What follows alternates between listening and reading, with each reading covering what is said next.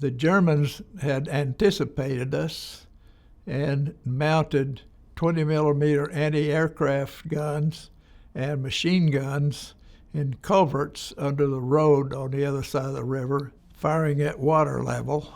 Our second company ran into that resistance. One thing I'll never forget is that during the crossing of the second company, between bursts of gunfire, we could hear the men on the river screaming and hollering. And the one thing that just brings me to tears every time I think about it, one guy said, "Oh, mama." You just can't imagine the suffering that guy was having. I was born and raised in Hominy in Osage County, Oklahoma. I was born and lived there till I was 18 and went to the Army. Where were you when you heard the news that the Japanese had attacked Pearl Harbor? I was in my home, and we heard the news, and everybody gathered around the radios to listen to all of the events as they came on the radio. Well, everybody was mad as hell and surprised. You were drafted into the Army less than a week after graduating from high school, is that right? Yes, that's right. Were you expecting that? Yes. I was actually 18 in February, and the head of the draft board lived across the street from me. I don't know whether it was a particular favor, but he said, "Billy, you can graduate from high school and then you're in the Army." And so I graduated, I think, May 25th, and I think I was drafted on May 28th. Where did you go for training? I went to Fort Sill for my induction, and then I went to Camp Fannin, Texas for my infantry basic training. Where did you go after basic training? I went to the 89th Infantry Division in Camp Butner, North Carolina. Neither Camp Butner or Camp Fannin are in service anymore. I stayed there and got my training in the Antitank Company. Then in January, the division got carried by train up to Boston, and we sailed from Boston in January of 1945. What does anti-tank training consist of? Well, the Anti-Tank Company uses what is called a 57 millimeter rifle, which is looks like a little artillery piece, and it's on a two-wheel carriage, but it's designed with a very heavy powder charge and a very heavy projectile, which has spent uranium in it to make it heavy. The anti-tank weapon was designed so that when the projectile hit a tank, it would actually melt the metal on the side of the tank and spray molten metal around inside. And we practiced shooting at obsolete tanks. We never fired at a tank in all the time we were in that company. So was this something that one person could operate, or was it a team? No, it had a crew. We had a gunner who used the sight to aim the gun, and we had a loader who put the shell in, got the old shell disposed of, and put a new one in. And then we had a couple of more people moving ammunition around and I guess kind of standing guard. So you arrived in Europe in early 1945. Yes. And where did you go first? We went to Camp Lucky Strike, which was one of the cigarette camps along the coast where troops coming in from the States got organized to go into combat. We landed at Le Havre in a driving snowstorm, and it was cold, cold, cold. And when we got to the camp, our tent was laid out on the ground, so we had to erect our own 30-man tent. And it was the first part of March before we went into combat. And it was a puzzle to me why we were sitting around so long. And somebody said, well, think about the situation there. They're surrounded, and we've got other military units wheeling around and going back up to the Battle of the Bulge, and they don't want a green division in there messing things up. We were following the tanks. That's what the infantry was doing. The tanks would go blaring ass up through every town, and the infantry would come along and clear the town of any remaining German soldiers. We carried the back crew members carried a carbine, M1 carbine, and the gun crew and the loader carry a .45 automatic pistol. After we crossed the Rhine, Patton said we don't need anti-tank guns anymore, and we became a rifle company. So everybody carried an M1. All right, so let's talk about March and your first entry into combat. Where was that, and what was it like? That was in Luxembourg, and in the Antitank Company, we rode in trucks pulling our gun behind us. The rifle companies did the main ground fighting, and when we crossed the Moselle, some of the people who were in the first company said it was a pretty intense battle. After that, we traveled in our trucks, waiting to be called on to use our anti-tank weapons until the crossing of the Rhine. And after that, we were a rifle company like every other. Tell me about crossing the Rhine. Well, that was quite a battle. Our commanders had planned to have a surprise night crossing. And the Rhine's in a deep valley there. And on the American side, we placed the anti-tank companies on the top of the hill, pointing down to cover any thing we needed to shoot at. And at 2 o'clock, the first company crossed.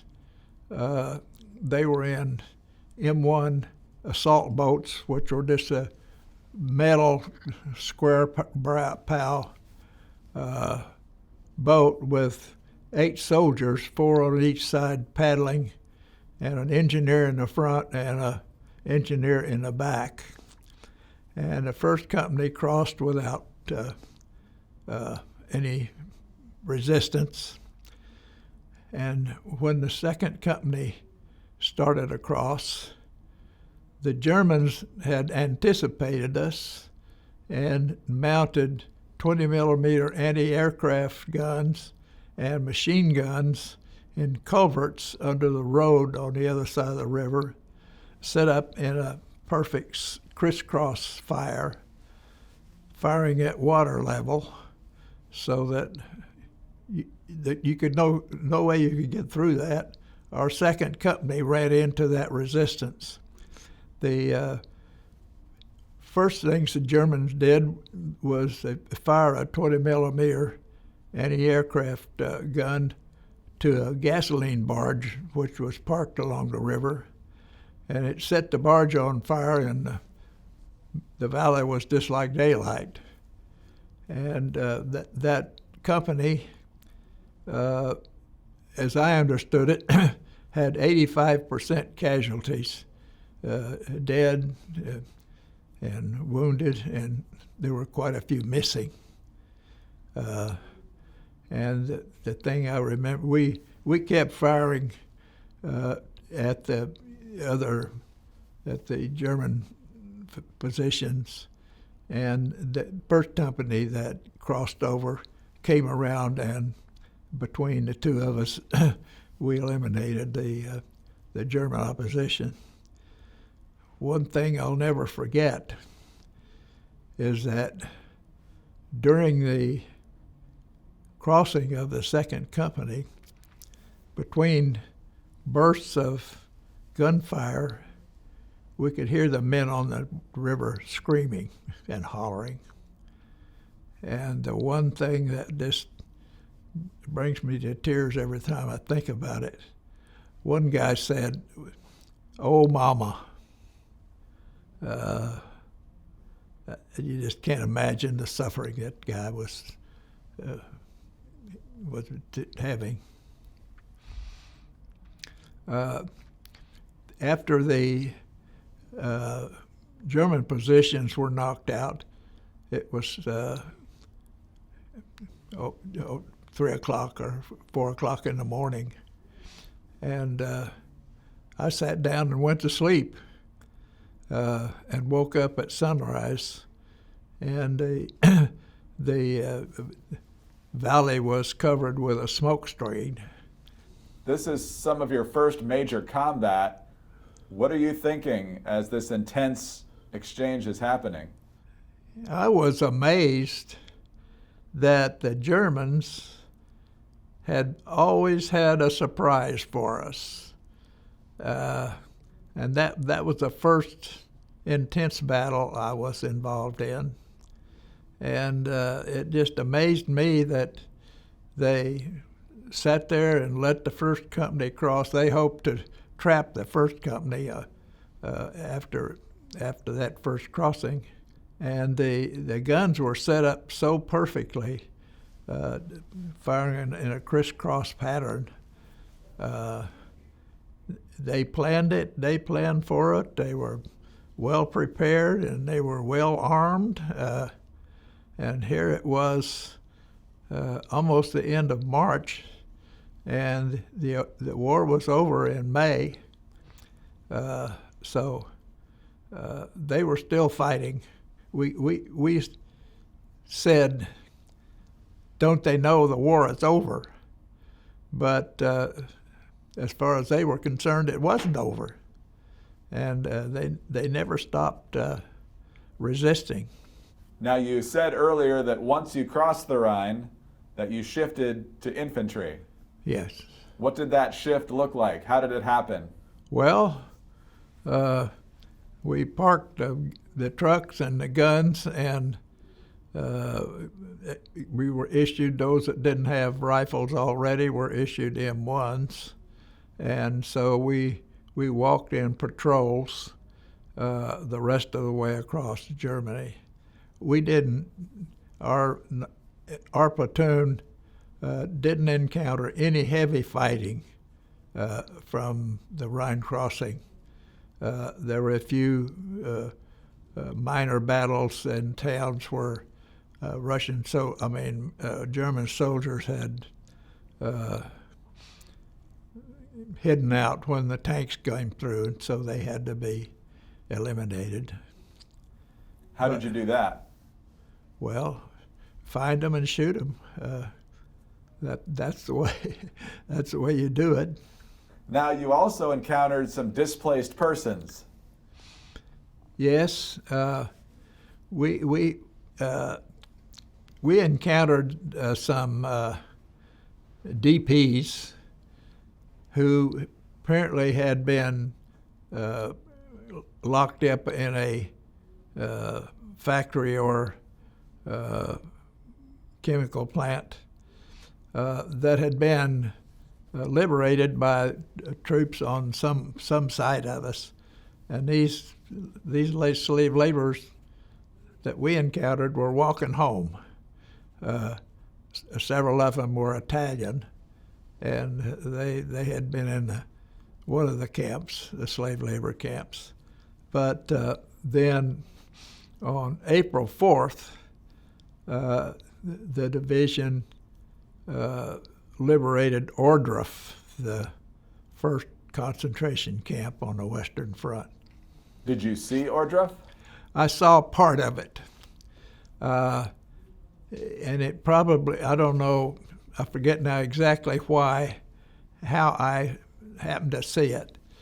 But it was some days after the initial liberation, and it was the open pit grave of Ohrdruf, where they said about an estimated 3,000 naked skin and bone bodies were buried in this long pit.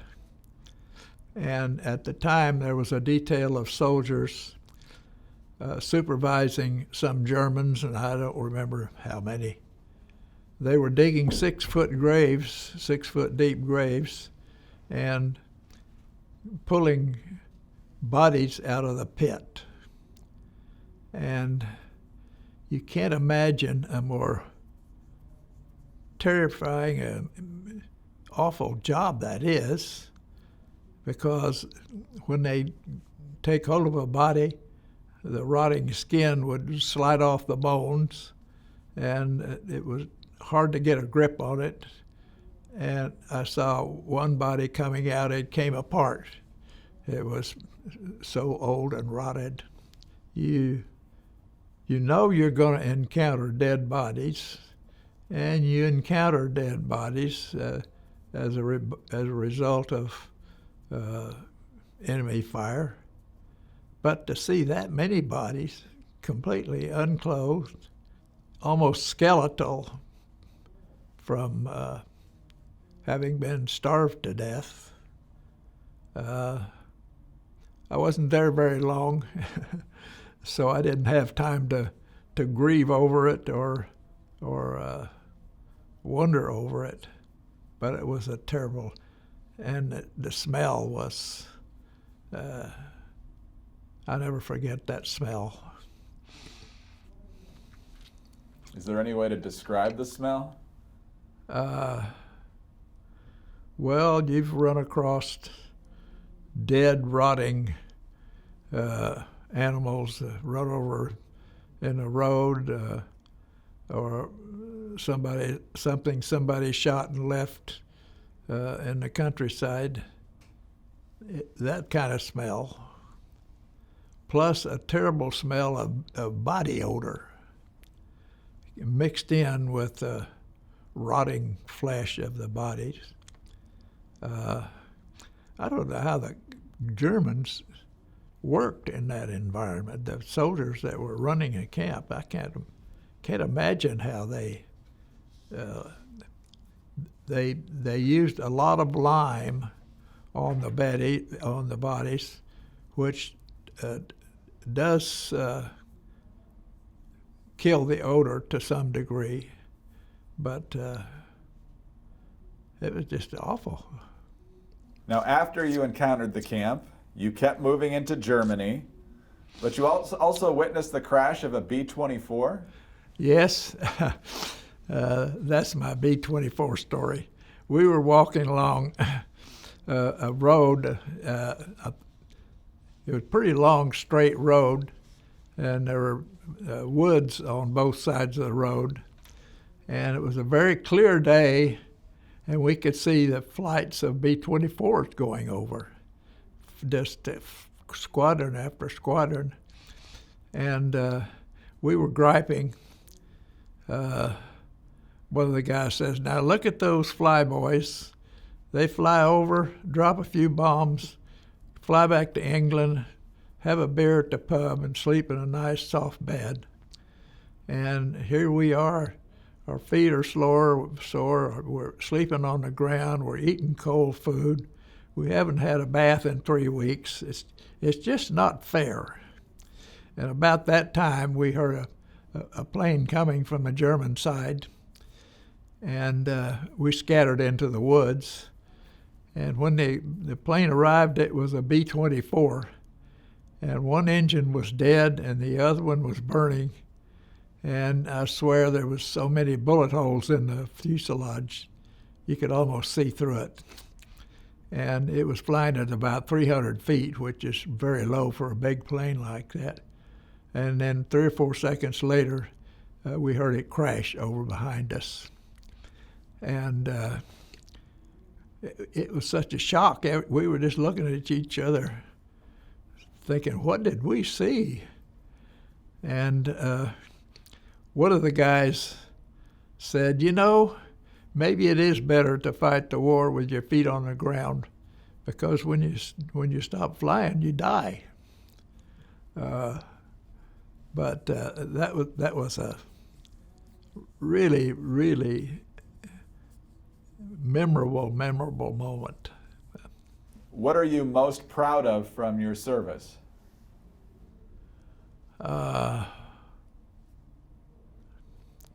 Well, I don't know that I'm proud of anything that wasn't my duty to do as a soldier. I guess supporting the crossing of the Rhine was a most intense battle, and we eventually won that battle. Do you still think about it often? No, not often.